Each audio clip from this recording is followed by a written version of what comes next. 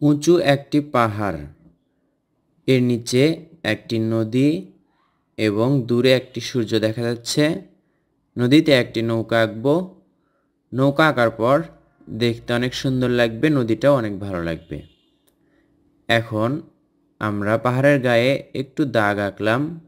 ওপরে পাহাড়ের ওপরে একটি ছোট্ট ঘর থাকবে, ঘরে দরজা জানালা আঁকলাম। এরপর এই পাশে বেড়া বা ঘিরা দিলাম। এরপর একটি গাছ আঁকলাম। নৌকাতে বসে আছে একটি মাঝি, অস্পষ্ট করে আমরা একটি মানুষ আঁকলাম। এরপর নৌকাতে কালো করে দিলাম।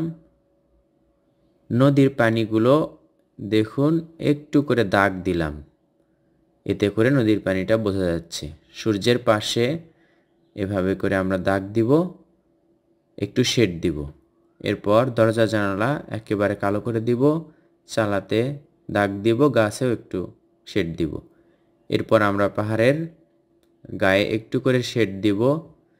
দেখুন এভাবে টেনে টেনে নিচের দিকে নেমে দিচ্ছি। এভাবে করেই সুন্দর এই দৃশ্যটি আঁকা হলো।